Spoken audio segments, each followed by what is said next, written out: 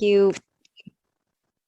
Thanks to everybody for being here, and especially to Heather and Corinna for joining this conversation. I wonder if people who are joining the as participants in the workshop might be willing to introduce yourselves. You maybe could do that via chat.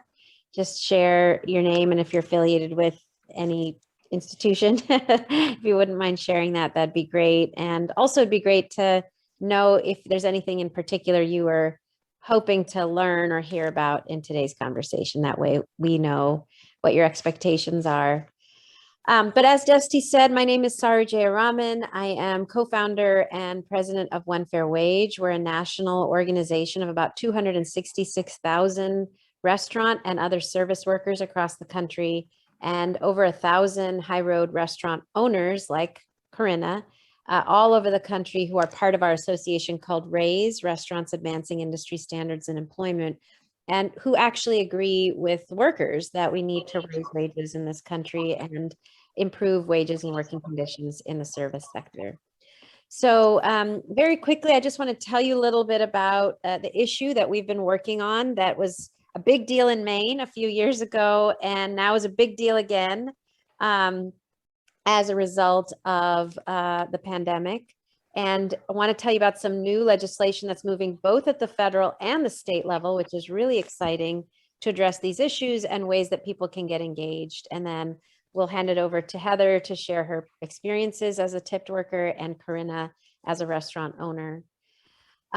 So prior to the pandemic, the restaurant industry in Maine and across the country was the nation's second largest and number one fastest growing private sector employer. Nearly 14 million workers nationally, tens of thousands of workers in Maine. But unfortunately, it has been the absolute lowest paying employer for generations. And that can really be traced to the subminimum wage for tipped workers, which is a direct legacy of slavery. And actually, apropos of this conference, a direct reflection of the devaluation of women's work. There's a piece of history that is very unknown, and even I haven't written or spoken about it very much, but prior to 1853 in the US, in Maine, all over the country, waiters were men and they received a full wage. There was no tipping. You know, this is prior to tipping really becoming a thing in the US. Tipping originated in feudal Europe. It really didn't come to the US until the late 1850s. So prior to 1853, there was no tips. Waiters were men. They got wages. In 1853, these men in major cities across the Northeast, in Boston, in Chicago, in New York, in Detroit, went on strike. And when they went on strike in restaurants across the big cities in the US, restaurants retaliated by replacing them with, guess who? Women. So women entered the industry in very large numbers after 1853 as a result of restaurants not wanting to raise wages for men and wanting to hire women for much less. And just 12 years later, that happened in 1853, just 12 years later, emancipation happened in 1865, and the restaurant industry found an even cheaper source of labor in Black people who were newly freed. And they found that they could mutate at that point the notion of tipping, which had just come from Europe, from being an extra or bonus on top of the wage to becoming the wage itself. So it's so important that we understand that the origin of a lesser wage for tipped workers is it cannot be understood as anything other than a direct reflection of the devaluation of women's work and women's worth, and especially Black people and Black women's worth and work. And that idea that you could pay women and Black people and Black women nothing at all was made law in 1938 as part of the New Deal, when everybody got the right to the minimum wage for the first time, except for millions of Black workers, including tipped restaurant workers who were told you get a $0 wage as long as tips bring you to the full minimum wage. So we went from zero in 1938 all the way up to $2.13 an hour at the federal level and around $6 in Maine. Maine continues to be one of 43 states in the US that persists with a subminimum wage for tipped workers, persists with the legacy of slavery. And even prior to the pandemic, that subminimum wage was a source of the fact that servers in this country who are overwhelmingly women, 70% of servers and tipped workers in the US are women. And overwhelmingly, they work in casual restaurants where they don't make, a lot of money in tips. And as a result, even prior to the pandemic, this majority female workforce suffered from 3 times the poverty rate of other workers and the highest rates, the absolute highest rates of sexual harassment of any industry in the US. Many of you know, hopefully, who Professor Catherine Mckinnon is. She's a legendary professor who has she coined the term sexual harassment, and she has made it her life's work to make it illegal as a law professor. And she has said in her words that, and she's done so much research with us, the level of sexual harassment among tipped workers in the US dwarfs all other sectors, she says, including the military. But there are 7 states that got rid of this system many decades ago. Why is it that it dwarfs all other sectors, including the military? It's because you've got a workforce that's mostly women having to rely on customer tips, having to put up with whatever the customer does to them, however they touch them or treat them or talk to them in order to get that income to feed their family. But there are these 7 states that have done it differently: California, Oregon, Nevada, Minnesota, Montana, and Alaska, and Washington State. So definitely not all blue states, and several seasonal states. Montana, Alaska, Washington have several seasonal hospitality industries just like Maine. And these 7 states have higher restaurant industry sales, higher job growth in the industry. They require full minimum wage with tips on top. Despite all of the rhetoric in Maine in 2016, when we won this issue on the ballot, those 7 states actually have higher tipping averages than Maine. Alaska, which has had the same minimum wage for tipped workers forever, since they've had a minimum wage, they actually have higher tipping averages, not just than Maine, but actually they have the highest tipping averages of any state in the United States of America. Workers do very well with tips, because people don't stop tipping when wages are fine for restaurant workers or the same for restaurant workers. Workers eat more, they tip better. So actually tipping is higher in those states.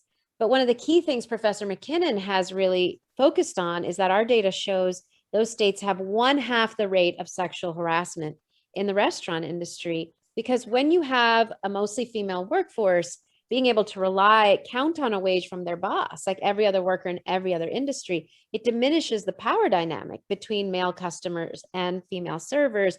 It allows them to say, no, I'm not going to accept this harassment. I get a wage.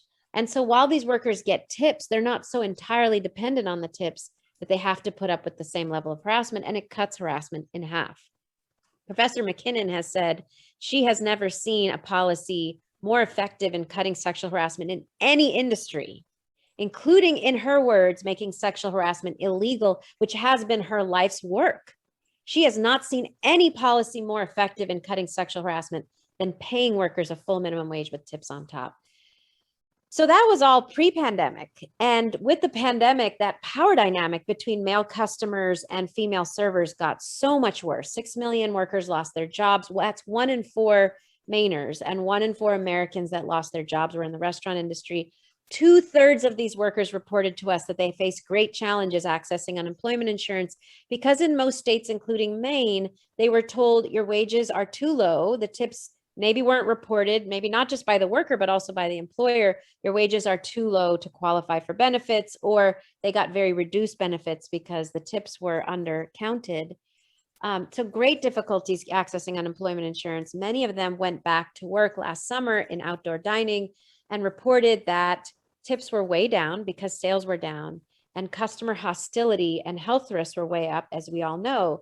But they also reported, thousands of women reported that sexual harassment was way up, with thousands of women sending us comments. They heard from women, I am being asked every day, every shift, take off your mask so I can see how cute you are before I decide how much to tip you. Take off your mask so I can see the pretty face of my server before I decide how much I want to tip, or just take off your mask, let me stick my tongue down your throat. We have a report with 6 pages of hundreds of comments that female servers received from male customers during the pandemic. And as a result of increased responsibility, now you've got to enforce social distancing and mask rules, and now even vaccination in some places for less in tips.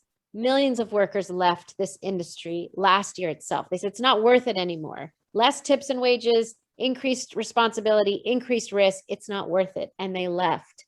And this year, we were just featured 2 weeks ago in the New York Times because we put out a report showing thousands of restaurants across the country and more than 100 in Maine that have now switched to paying a full minimum wage with tips on top. You know, the Restaurant Association in Maine and nationally said it's impossible. We cannot pay these workers a full minimum wage. We'll all go out of business. What is so remarkable about this moment is that workers leaving the industry and saying we just can't do it anymore has led to so many employers now paying a full minimum wage with tips on top. So I want to say two things that have changed so dramatically. You know, in 2016, you all know we put this issue on the ballot in Maine. It passed overwhelmingly. And the Restaurant Association ran a campaign to try to tell everybody workers don't want this. Their tips will go away if their wages go up. Not only now are we in a moment where the polling shows 80% of tipped workers in Maine want one fair wage, a full minimum wage with tips on top, but they're actually saying we're leaving the industry until we get it. We're leaving the industry unless we have a full minimum wage with tips on top. And that has resulted in hundreds of restaurants, some of whom said it couldn't be done, now paying full wages, now raising their wages. So it is a beautiful moment of change. It's a moment where we can build back better. And in that moment, both President Biden at the federal level and now in Maine, we are moving bills to both raise the minimum wage to 15 and end the subminimum wage for tipped workers. President Biden has been pushing the Raise the Wage Act, which would raise the minimum wage to 15 and end the subminimum wage for both tipped workers and workers with disabilities. He's been very vocal about his support of this, as has Senate Majority Leader Schumer and Nancy Pelosi in the House. Senator King in Maine is one of only 8 Democrats who have voted, or Democrats or independents who have voted against this bill. And so we do need to push Senator King on this. At the state level, Rep. Mike Sylvester has introduced the same bill, $15 and full elimination of the subminimum wage for tipped workers, also some other good stuff in there for farm workers and other food workers. So that bill has been introduced and he'll be hosting listening sessions this fall. And we hope to work with many of you to help get these bills across the finish line, because I think ultimately this comes down to both workers being in crisis in this industry, not earning enough, and now feeling like their lives are on the line, being asked to take off their masks, their lives being threatened for trying to serve in restaurants, one. But on the other hand, there's this moment of opportunity where so many employers are moving in this direction and actually would like a level playing field, would like everybody to do it, would like policy that lifts all boats. Because if we don't do that, it's going to be very hard to fully reopen the industry in Maine. So I want to invite now Heather McIntosh, who's been a leader on this issue for so long in Maine and worked in the industry for so long. Thank you so much, Heather, for being here. Thank you, Saru. I guess I'll start. My story is long. I've experienced a lot in this industry. The harassment that you speak of, I have experienced firsthand, often. Thankfully, I'm in a restaurant now where the owner, who's male, and the general manager, who's male, do not allow that. But I have to say that the pandemic really made it front and center for them, because I can speak firsthand that myself and other women, and we only have one male server at my restaurant, so the majority are women, have all experienced, guests asking us to take off our masks. And sometimes it was for, to see if we were cute enough. And sometimes it was just that they were refusing to comply with regulations, and they were refusing to tip us if we complied with regulations. So being safety, public health safety workers was excruciating. I can't, really emphasize that enough. And really the anger and the hostility that we got, and that more so than anything, influence tips. So obviously it was a loss and none of us took our masks off. So that meant that we weren't being tipped. I will say again that I'm fortunate to work in a restaurant where when those things did happen, those individuals were asked to leave immediately. But I also know that that is not common in Portland or in Maine, and that I'm fortunate to work in the restaurant that I do. And I've heard horror stories from others in the industry. I'll just backtrack a little bit. So I'm from Maine, and I've been working in the service industry in multiple capacities for over 25 years. I've worked in many states, including those that don't have a subminimum wage. And I just want to state that, you know, I worked in San Francisco, one of the most expensive cities, you know, in our country. And I was able to work one job because I was paid, you know, a regular wage with tips on top. And I could afford my San Francisco rent and to pay myself. And to feed myself, I'm sorry. And in Maine, I haven't been able to do that. So I'll just start with my story, sort of pandemic story, is that when the pandemic hit, all the restaurants closed. And I'm a social worker by day, but it doesn't pay me enough to pay my rent and feed my son. So I was going to be evicted. And it's only through the kindness of strangers that I wasn't. And thankfully, restaurants reopened. But, you know, during that time, I wasn't eligible for unemployment. And as Saru said, that's common for a lot of us in the industry. And I have to say that, you know, I was trying to buy a house. So I was claiming everything that I could, and not all employers, you know, claim what you make, and there's really little that you can do. Several of us tried to change that. So a lot of us were left with nothing. And for those of us that returned, I think that one thing that my employer has done is he's paying everyone a lot more. And he was eligible for the grants and the federal loans. But the only way that he has a successful business, he had no staff, is because, you know, he starts at over $20 an hour. He hasn't done that for front of the house yet, but they're working towards it. Again, not everyone in Portland is doing that. And one of the only reasons why I'm still there is because I have a day job. So I don't have to rely on my you know, server job to pay all of my bills. But during that time, you know, I had to rely on food pantries to feed my son.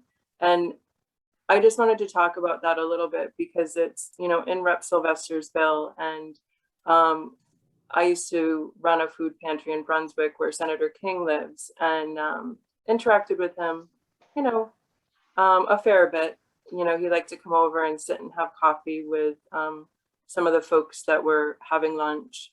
And I feel like, you know, the narrative matters, and us really connecting the dots for people matters. Because I know Senator King cares about his constituents having enough food to eat. But when you say that, you know, people don't have access to food, doesn't mean that there's not enough food. What that means is that people don't make enough money to purchase food. And the only way that we can change that for folks like me, the single moms out there, for the folks struggling in Maine, is to pay enough so that we can keep roofs over our heads and feed ourselves. And I feel like, you know, Rep. Sylvester's bill really does a great job of connecting those dots. And, you know, one thing that I've learned being in Maine is that, you know, from talking to senators and legislators, is that all they're hearing from is the other side. You know, we need to make those phone calls. We need to make those connections with our senators so that they can hear our stories and say, this is the lived experience, that, you know, this does make a, you know, a huge impact. Saru has the data, you know, it's all there. And those of us that live here, you know, maybe there's one or two restaurants in the state that are so, you know, fine dining that they're going to be fine no matter what, but it's literally like the White Barn Inn and Primo, and that's it. And, you know, that's a handful of servers. The rest of us, you know, that are in the industry, you know, are really struggling. And unless there is a change in the pay structure, we're going to continue to not be able to feed our kids or pay our rent, and be at risk for our health and safety, not only through sexual harassment, but also through, you know, COVID. And that has been a significant factor for a lot of us, that we're literally have risked our lives in order to work. And so I guess I'll end with, you know, the reason I'm still in this industry is, and people ask me that, I have a degree, you know, I have a day job, but when you're a single parent, you know, you have limitations on what you're able to do for work. And the last factor is that childcare doesn't exist. And without childcare, you know, women like myself can't get another job or, you know, particular jobs. And that has been a huge factor, so that when there's a parent home during the day, you know, someone else can work at night.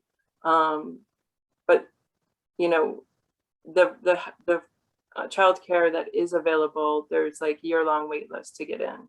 So I would say, you know, to consider that in this as well, as a barrier to, you know, women like me being able to work, period. So thank you. Sorry for my rambling. That was fabulous. Thank you, Heather. Not at all. And we're so grateful to have amazing restaurant owner partners like Corinna from Ruby, who are so committed to a better industry for all. Thank you so much, Corinna, for being here.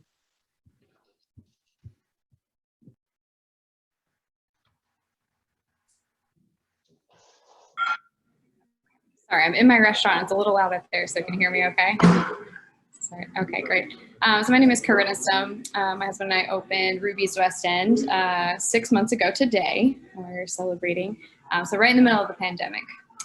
Prior to March of 2020, I had worked for multiple restaurant groups, independent owners with multi-unit concepts. I opened 12 restaurants and hired and trained a large group of individuals, and majority of them being women in the restaurants.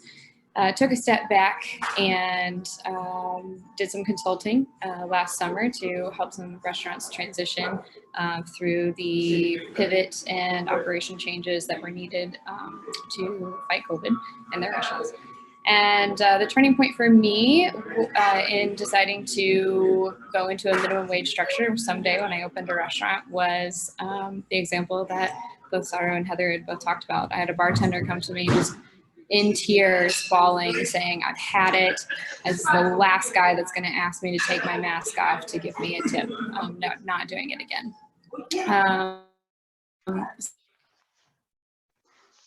Forward 8 months later, my husband had this opportunity to open Ruby's, and we decided from the get-go we are paying minimum wage with tips on top, and we use a service model structure. So we do a 20% service charge on every guest check, and the guest has an option to leave additional tip for every server.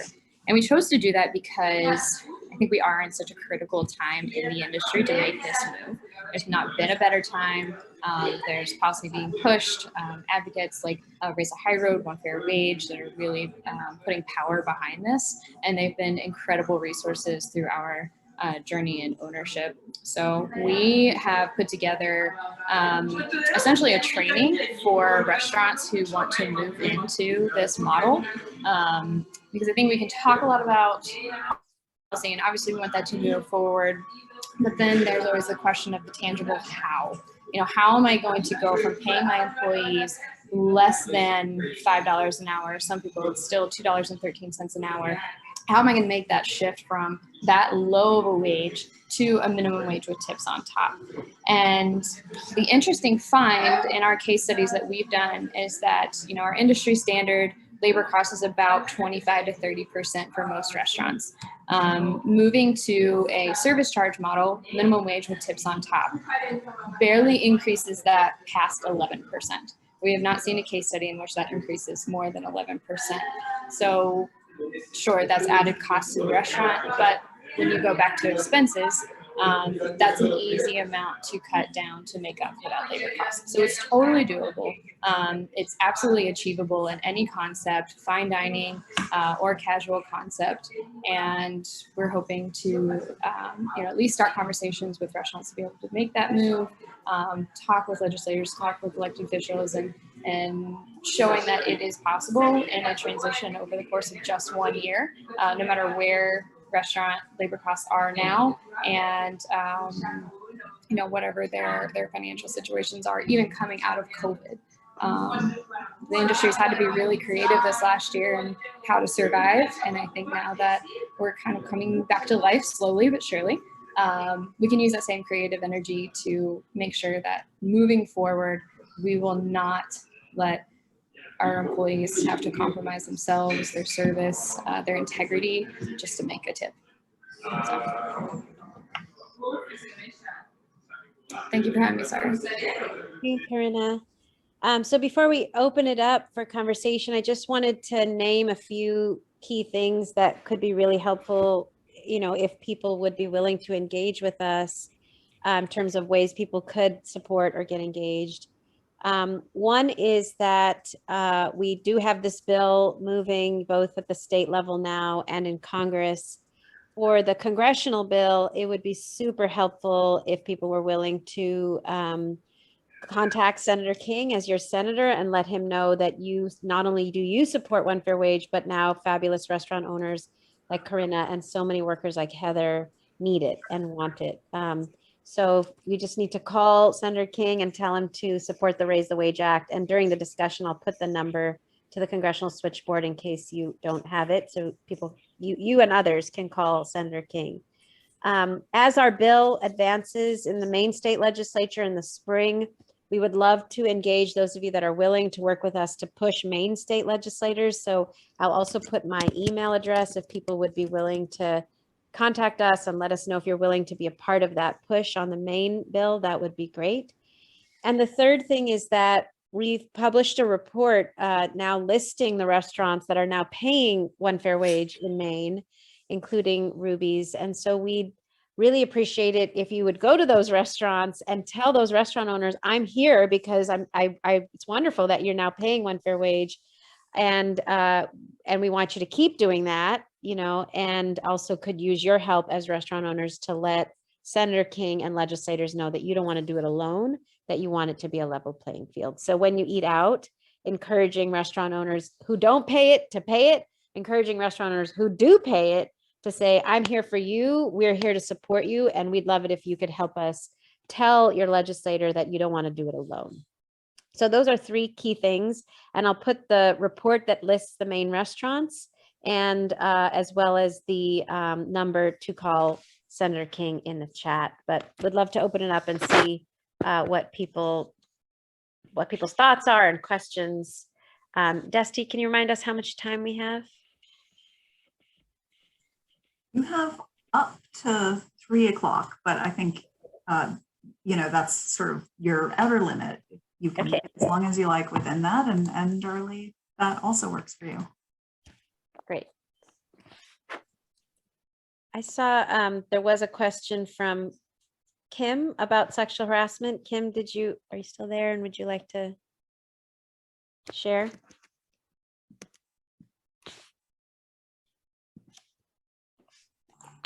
I think Kim might have, oh, Kim, you're unmuted now. Okay, I was gonna say, I think I saw her get bumped off and then back on, so, okay.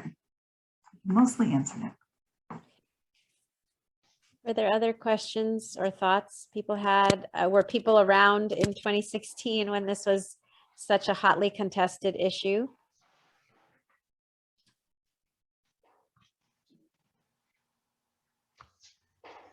Yes, I'm sharing the list of restaurants.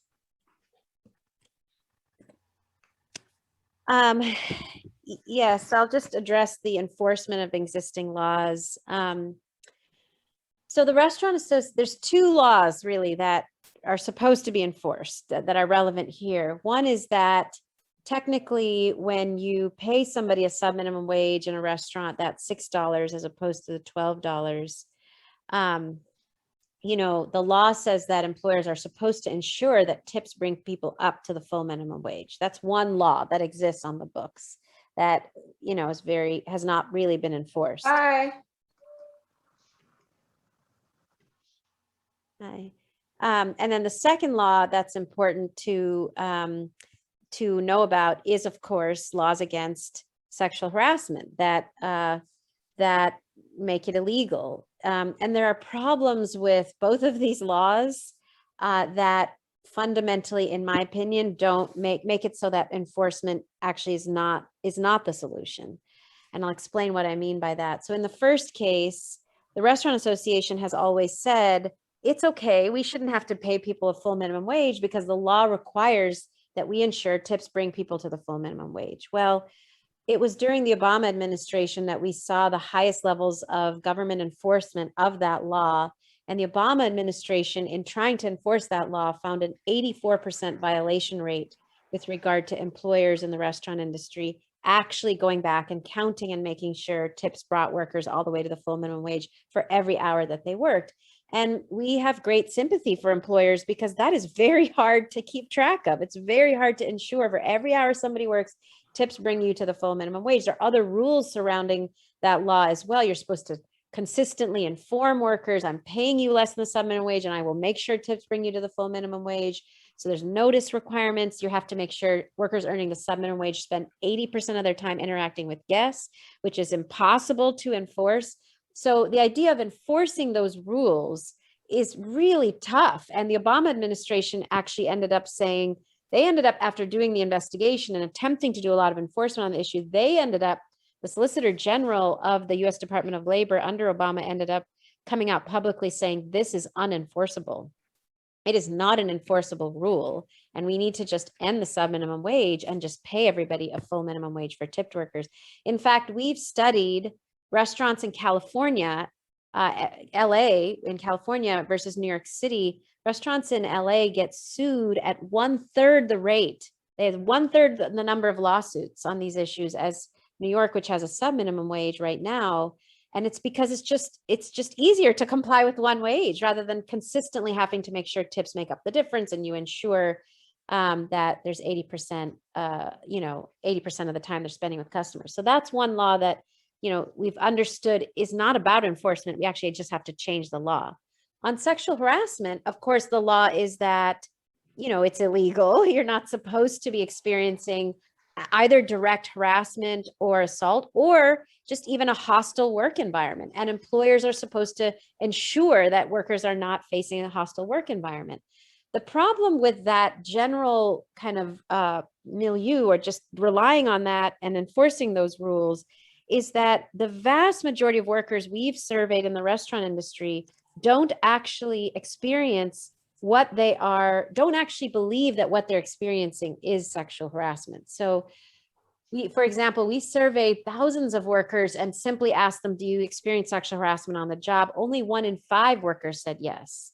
Then we asked a series of questions in a separate survey asking people, do you experience sexual behavior in the restaurant that's scary or unwanted? And 90% of workers said yes.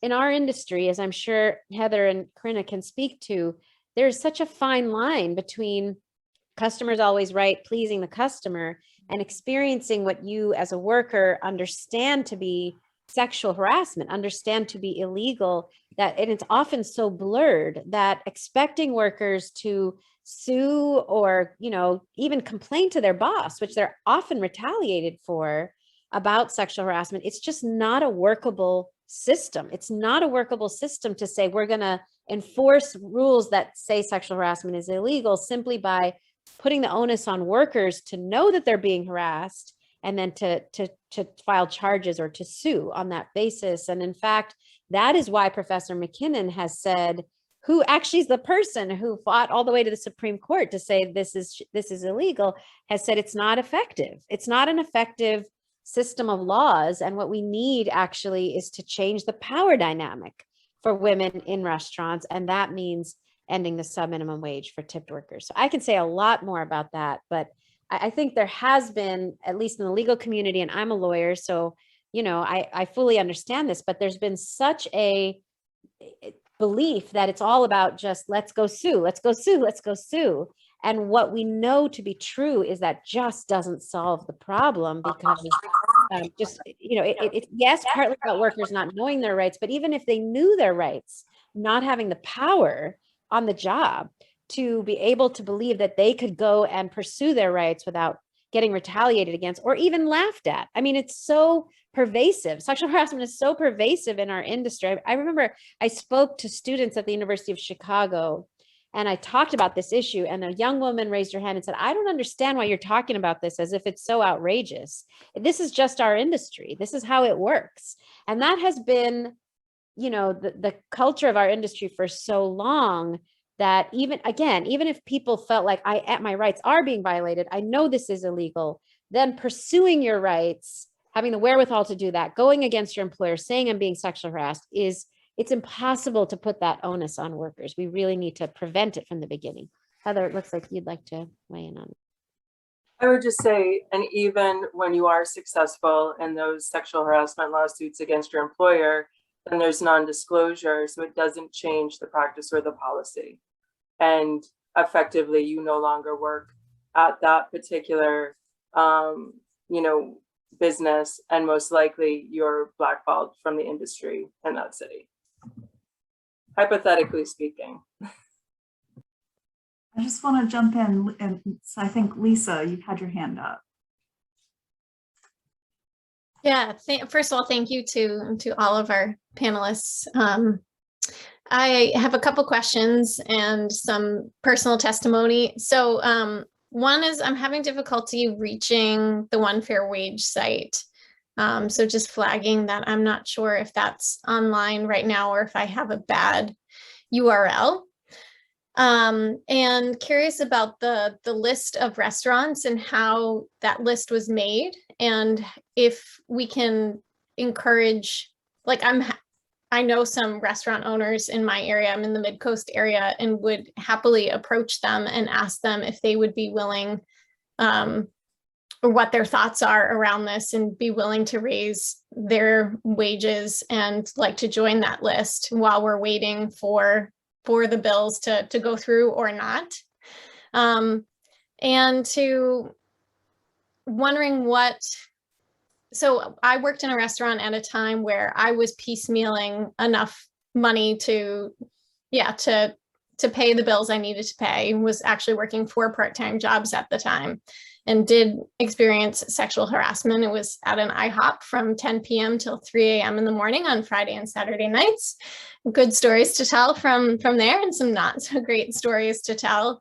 And we actually didn't have a manager on duty during that shift. There were 2 cooks and 1 hostess, and the 2 of us who ran the floor. And so now I'm even wondering, like, was that legal to not have a manager on duty?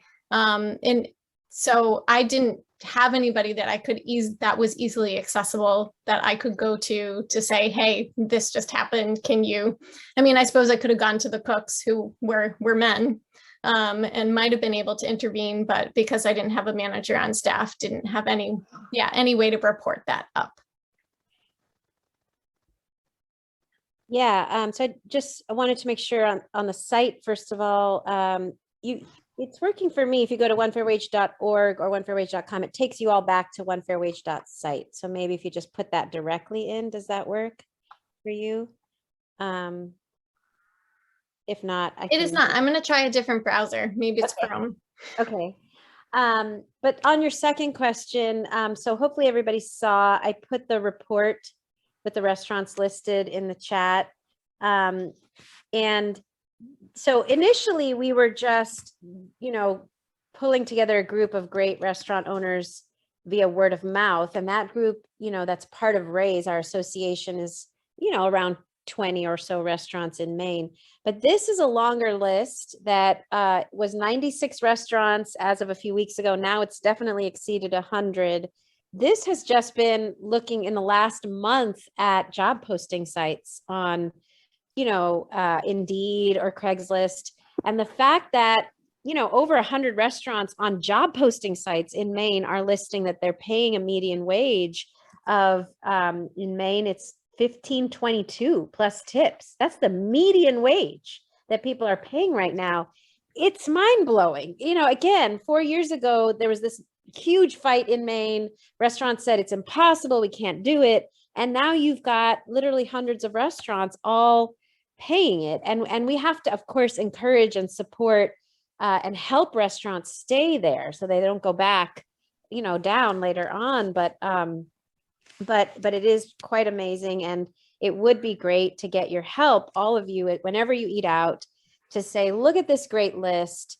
Consumers want to see you on this list.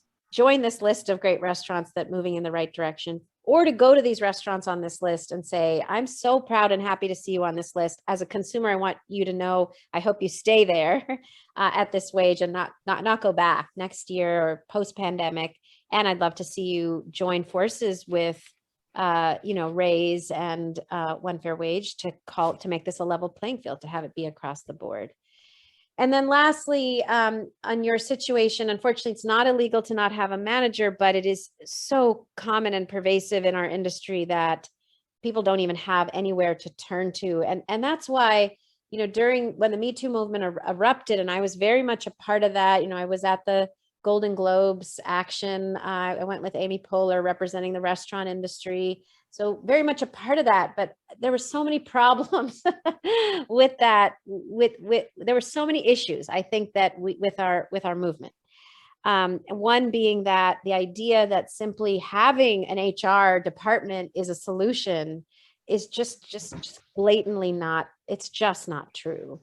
Have even the large companies that have human resources, it's what workers have reported over and over again is that I can go to human resources, I can tell them I've been harassed, but either nothing happens or I get retaliated against. The Olive Garden, for a long time, they proclaim as a company, Darden is the parent company, to have a zero tolerance policy for sexual harassment. But we've heard from so many workers at the Olive Garden that when they've complained, they've to human resources, they get retaliated against. So we call it a zero tolerance policy for complaining about sexual harassment. That seems like more the company policy. So this is the problem in our industry, is that it's not just about telling workers you have the right to sue. It's not just about telling workers you have rights. It's not just about having a place to report. It is fundamentally changing the power dynamic that women have in the restaurant, because if the person you're reporting to is still basically management, it really doesn't matter, especially if management doesn't actually care or believe that you have those rights, And the U.S. Department of Labor has said again and again, unfortunately, the restaurant industry is their number one source of complaints on all of these issues. So it's a real pervasive problem. But Corinna, you didn't get to weigh in on the last question. Would you like to weigh in on either or both?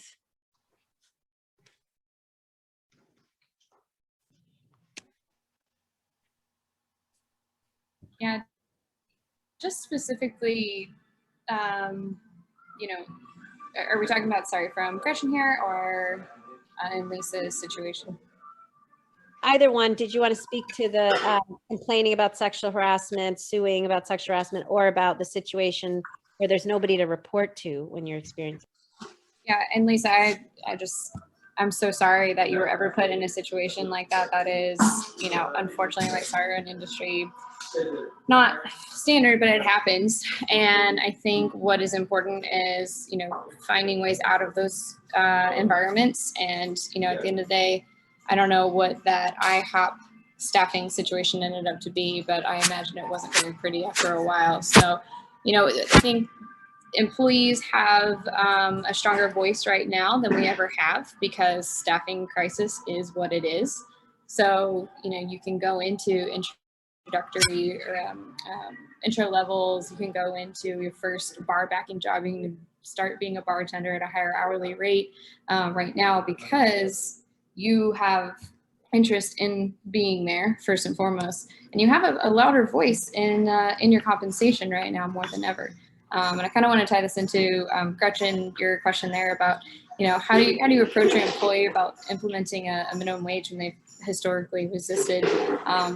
You know, not to say give them an ultimatum, but there are lots of restaurants, obviously, in that list that Sarah just sent out that would be thrilled to have you. So don't feel like you have to settle for a place that is not going to take care of you, your health, and your compensation. So. And I just want to add to that we've created something called the Wages Can't Wait Fund to actually provide funding and training for workers who want to you can get up to $900 actually in funding support and training support if you want to get together with other workers and push for your employer to raise their wage or push for the state to do it, or the federal government. So Gretchen, let's definitely be in touch because you can get both relief funding and support to make that push. And I think this is related also to Kim's question about how people can navigate the system and file charges. Again, I think for both Kim and Gretchen, I would say because it's so hard and it's so hard for individual workers to, you know, feel like they can sue, or even when they do sue, like Heather said, you're asked to sign non-disclosure agreements.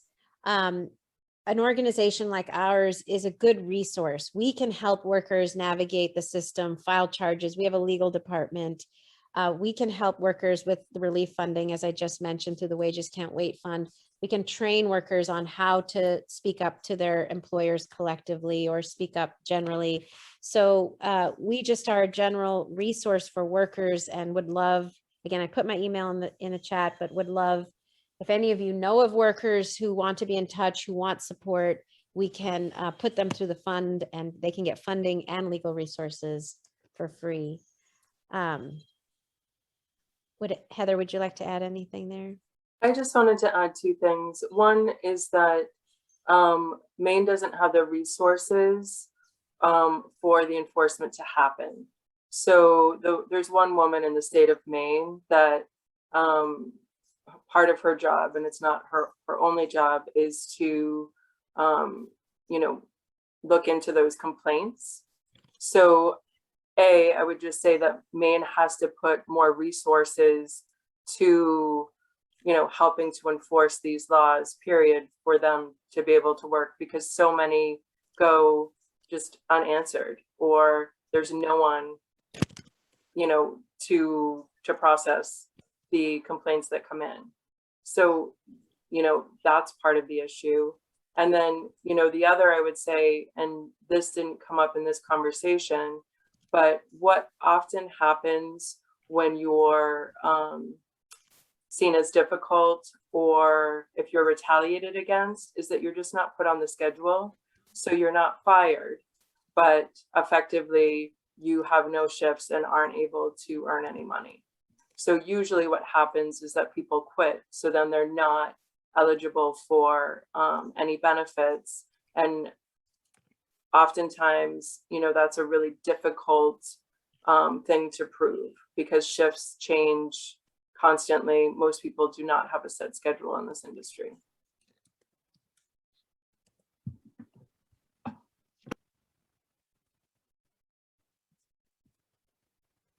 Thank you, Monique, for raising the issues about the disability community. So I have a new book that is coming out on November 2nd called One Fair Wage, Ending Subminimum Pay in America. And I'll put the link to the book in the chat. And it actually uplifts all subminimum wage workers. So there are stories of tipped restaurant workers, also nail salon workers get a subminimum wage, hair salon workers, parking attendants, wheelchair attendants, and airports get a subminimum wage. And then beyond tipped, it profiles workers with disabilities, incarcerated workers, gig workers who get the equivalent of a subminimum wage, youth get a subminimum wage in many states. And our call as a organization is to end all subminimum wages in the US. And in fact, the federal Raise the Wage Act that we are pushing in Congress with President Biden does actually end the subminimum wage for both tipped workers and workers with disabilities. So it would be a federal ending of both subminimum wages. And it would be great to continue to work together across all subminimum wage workers. That is how we've been working, because truly, if we have a minimum wage in this country, the idea is that it's a minimum. Nobody should be earning less. And having close to 15 million workers in the US that are earning a sub-minimum legally is just a disgrace, and we need to end it for all.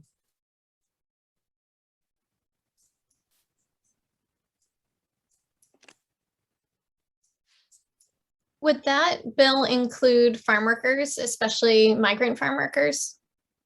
So the federal bill does not, but Mike Sylvester's bill in Maine does. The Mike Sylvester's bill does several things. It would raise the minimum wage to $15 in Maine. It would end the subminimum wage for tipped workers, and it would make farm workers employees in the state of Maine, which would then make them eligible for would make it required to pay them $15. Right now, like the restaurant industry, farms are generally paying more than $15 because they cannot find enough workers in Maine at the moment. So if everybody's already paying this, if restaurants are paying this, if farm workers are or farms are paying this, let's just make it the law. This is the time. Let's just, step into this. And this could be one of the silver linings of the pandemic, that we actually can build back better with a stronger economy that's more inclusive and pays everybody a fair, livable wage.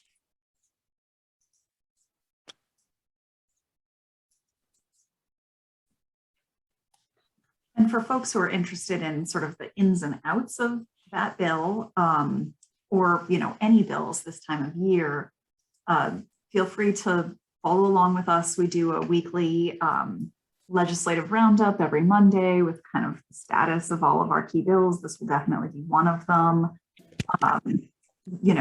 Hearing schedules, work session schedules, etc. But do note that because this is the second year of our 2-year biennium in the legislature, only emergency legislation can go forward this year, or legislation that's carried over from last year. So Representative Sylvester has submitted this bill, but it may not be accepted by leadership to go forward this year. So we are very hopeful that it will, but there's sort of in a holding process right now, and we'll know more in the next month.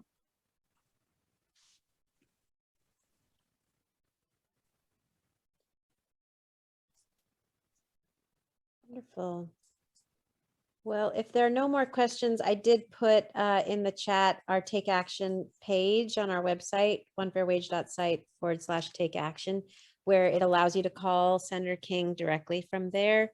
But as I mentioned, the report has the list of all of the restaurants, and that's also available on the research page of our website. And yeah, I'll put my email once again. We would really love to connect with any and all of you who are willing to work with us on this fight. Either if you know workers, we'd love to very much be in touch with you to organize more workers. If you know restaurants that you think could shift, we'd love to be in touch with them. And generally, if you can help us push this with Senator King at the federal level and at the state level with Rep. Sylvester's bill, that would be wonderful. And thank you, Dusty, to the Maine Women's Lobby for hosting the conversation. Very happy to. So stay tuned, folks. You'll be hearing, if you're on our list, we'll definitely be talking more about this. We have a brief that's coming out and another public panel. Hopefully Sarah will be joining. So I'm really happy that we could have this conversation here today as part of the summit.